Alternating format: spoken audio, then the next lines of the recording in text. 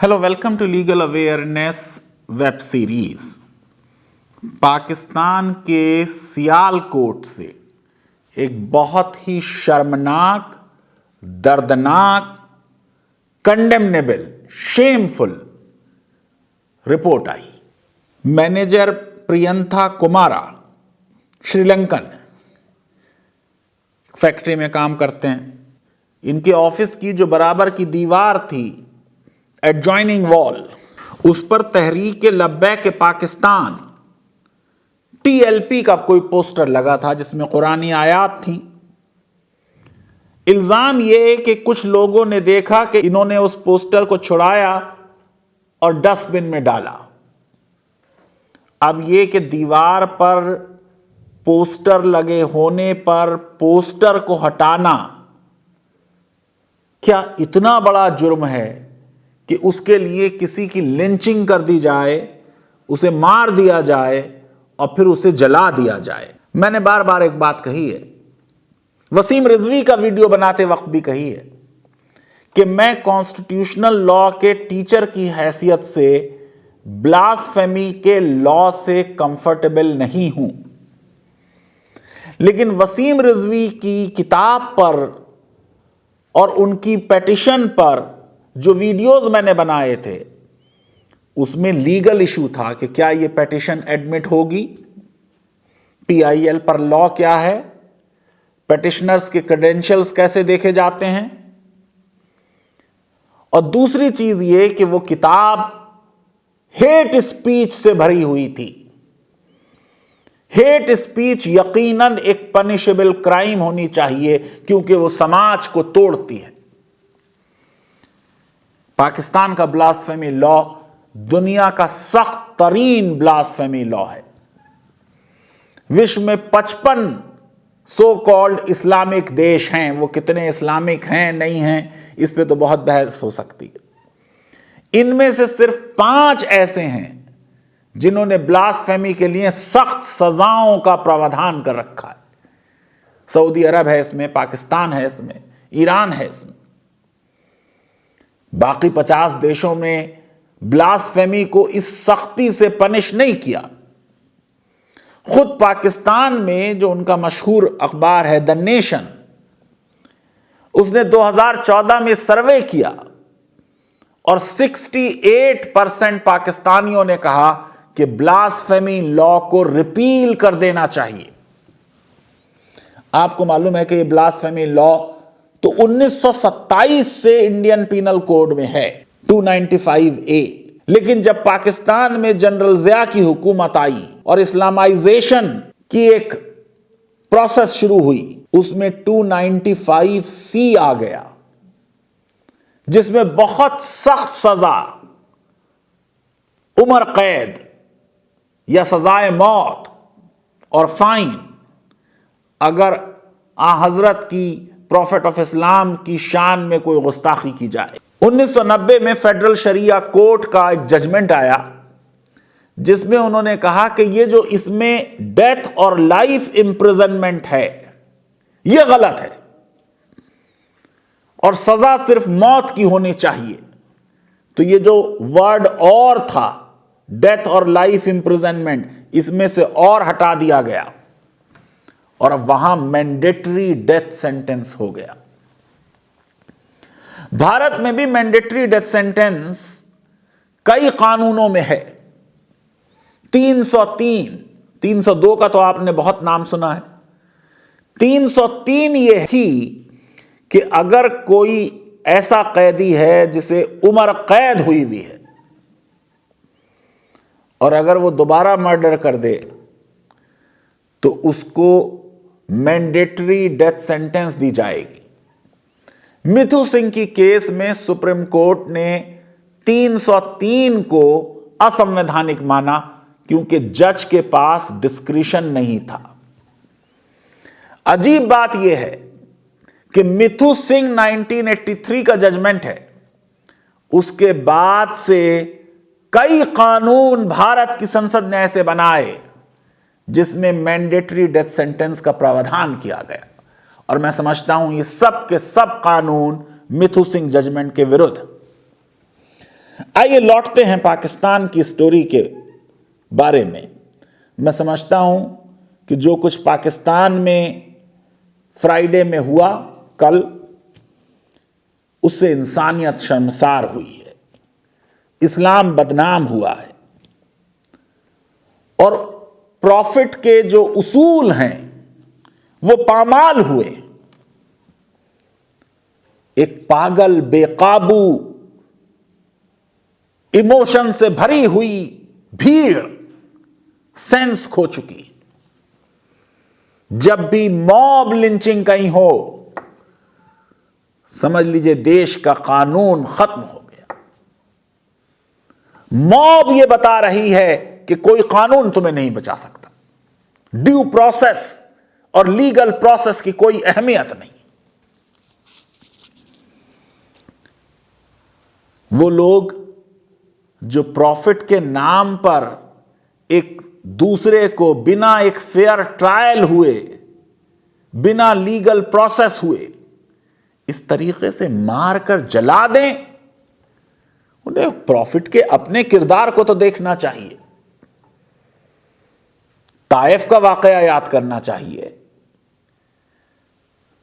कि profit of Islam Taif गए तो उनके ऊपर पत्थर मारे गए, इस कदर पत्थर मारे गए कि लहूलुहान हो गए पैर। पाकिस्तान के ही मशहूर कव्वाल अजीज मियां ने वो कव्वाली गाई, मैंने चाहा था कि ताइफ पे कयामत आए, पर यह महबूब की मर्जी थी कि रहमत आए।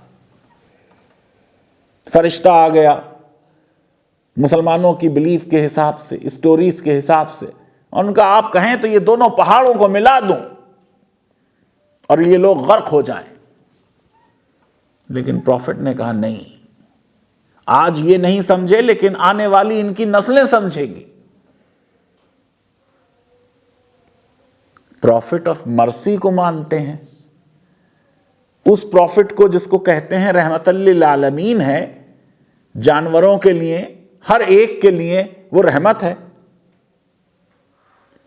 हर इंसान के लिए वो रहमत है। और फिर किसी गैर मुल्की को, एक इंसान को एक पागलपन में जान से मारकर जला दे, ये तो कोई मोहब्बत ना हुई। कोई 200 वर्सेस कुरान में ऐसी हैं जिसमें जिक्र है कि जो समय समय से ईश्वर के मैसेंजर्स आते रहे, और इस्लामिक बिलीफ यह है कि हर कौम में और हर जमाने में ईश्वर का मैसेंजर आता रहा, ईश्वर के प्रॉफिट्स आते रहे, सच्चाई का पैगाम लाते रहे, इंसानियत का पैगाम लाते रहे। उन सारे के सारे प्रॉफिट्स के खिलाफ उनके जमाने के लोगों ने बुरी बुरी बातें कही। उस जमाने के लोगों ने उनको अब्यूज किया, उनका मजाक उड़ाया, उनको झूठा कहा।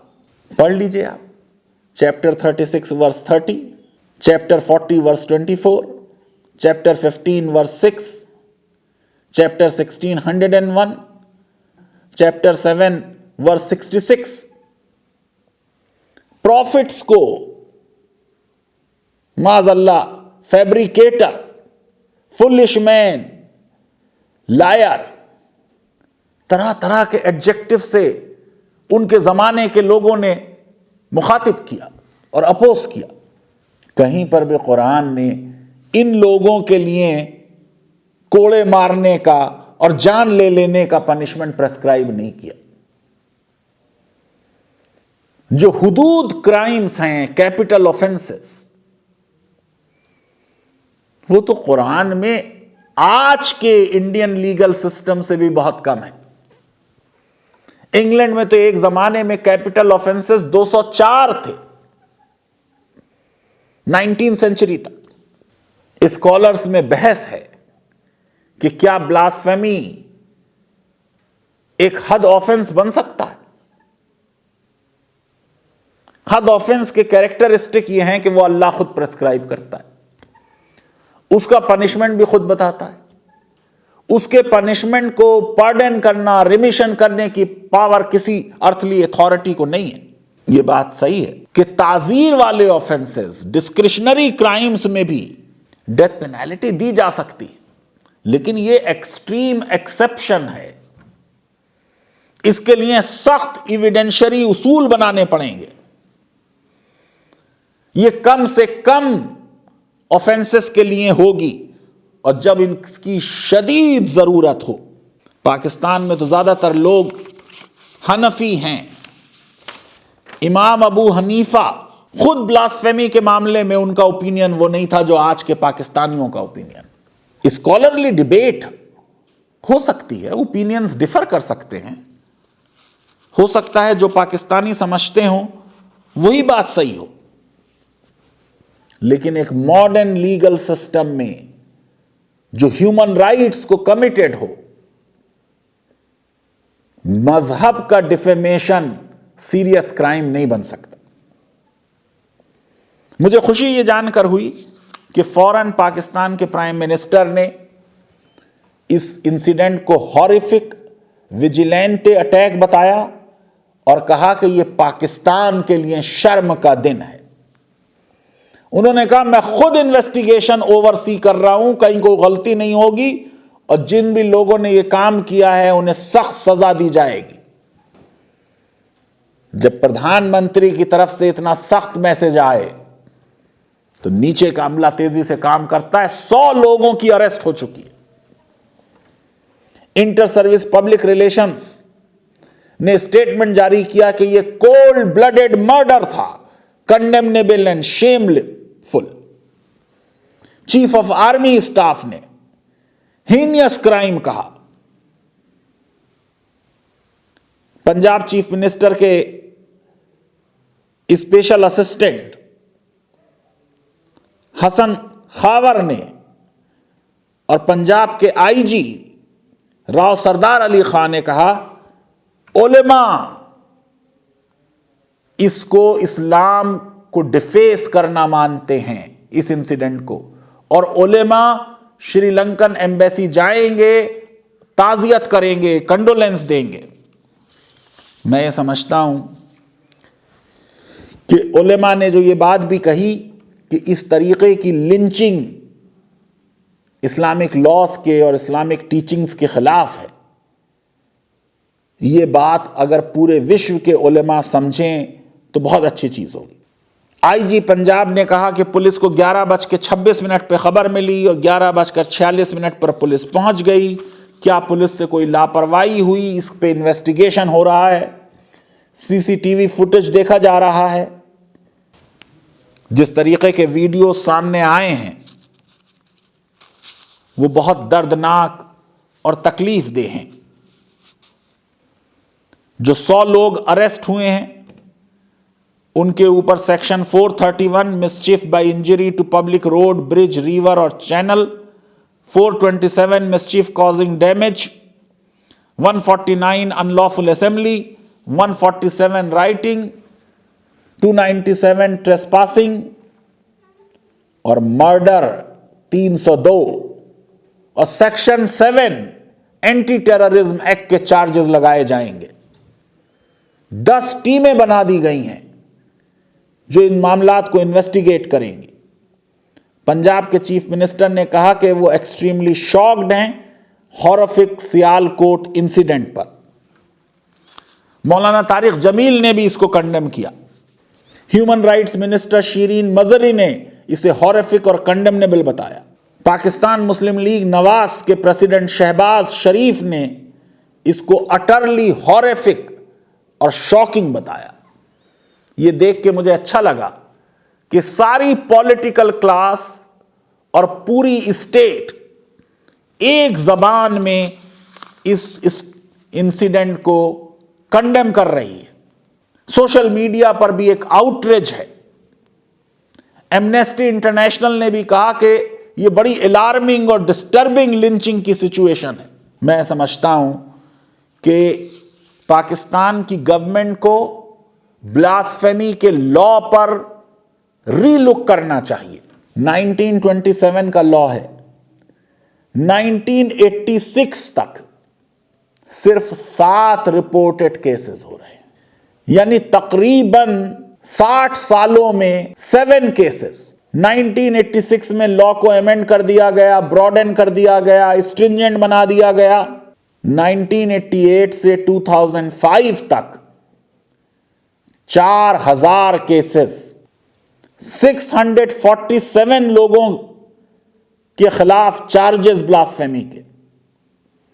50% लोग इसमें से नॉन मुस्लिम थे, बहुत से मुसलमानों पे भी चार्जेस लगाए गए। अभी तक किसी को सजाए मौत नहीं हुई इस लॉ के तहत। ज्यादातर हाई कोर्ट और सुप्रीम कोर्ट में जब मसला गया तो पता चला कि मैलिशियस इंटेंशन से चार्जेस लगाए गए थे, झूठे चार्जेस लगाए गए थे, फ्रेम करने के लिए चार्जेस लगाए गए थे। पंजाब में ये सबसे बड़ा मामलात हो रहे हैं। 81% ईसाई पूरे पाकिस्तान के पंजाब में रहते हैं और सबसे ज्यादा ईसाइयों पर इस लॉ की मार पड़ी है। वैसे मुसलमानों पर भी पड़ी, लेकिन ज्यादातर केसेस में एक्विटल हुआ। लेकिन ब्लास्फेमी के मामले में सबसे बड़ी कहानी जो है वो ये कि अदालत तक मामला पहुंचेगा कहां, पुलिस तक मामला पहुंचेगा कहां, केस शुरू कहां होगा। 20 लोगों का मर्डर हो गया कि इन्होंने एलेज ब्लास्फेमी की। वो लॉ जो हैवेक क्रिएट कर रहा है, वो लॉ जिसका मिसयूज हो रहा है, वो लॉ जो 50 से ज्यादा मुस्लिम देशों में नहीं है। मैं समझता हूं कि 295C पर एक दोबारा से बहस होनी चाहिए। इस्लामिक जूरिस्ट भी बहस करें, लिबरल थिंकर्स भी बहस करें, उलमाए किराम भी उस बहस में शामिल हों और ऐसा लॉ बनाया जाए जो इंटरनेशनल ह्यूमन राइट्स स्टैंडर्ड से कंपैटिबल हो।